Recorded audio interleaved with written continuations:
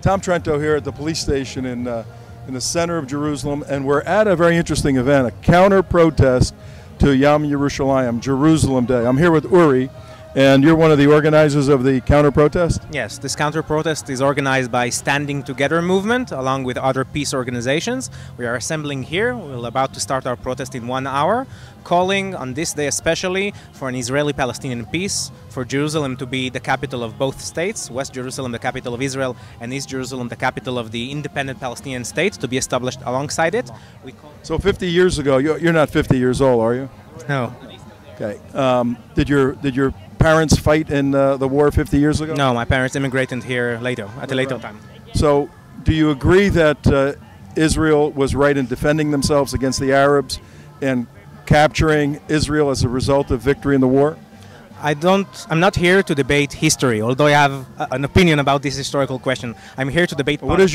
What is your opinion about the historical question? Because the politics flow from the historical reality. I don't think that 1967 was a war of defense, but you would find many peace activists here that agree that perhaps 67 was a war of defense, but nowadays Israel should not control the millions of Palestinians in the West Bank and Gaza Strip. The question is not to debate history, but to debate current event and politics, and currently Israel is an occupying power, controlling the lives of millions of Palestinians whom don't have a voice and don't have an opinion on how things are being run, and they, like any other people, have the right to national self-determination.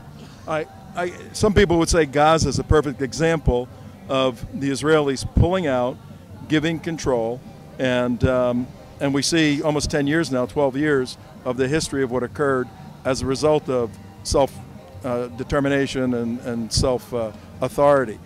The Gaza Strip was a unilateral step by the Israeli government, disengagement. It was not part of a dialogue or negotiations with the PLO. Actually, it was opposed and in contrast to the idea of negotiations. And the idea of unilateral steps is the idea that Gaza show how unfruitful it is. We are calling for negotiations between Israel and PLO. Wait a minute. We are about to assemble for a protest. I'm here to do some organizing, so one last question, yes. All right.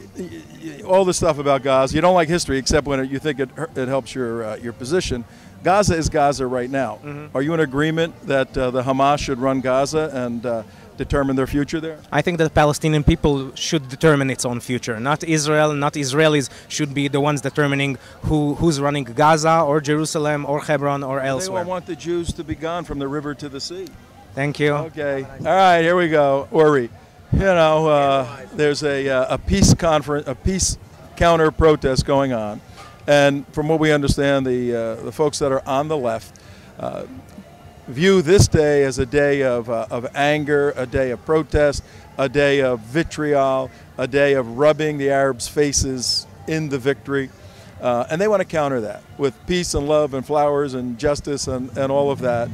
And, they have the right to do it, and it's a small group and they're going somewhere, but under some sort of questioning. And he has his talking points down fairly well.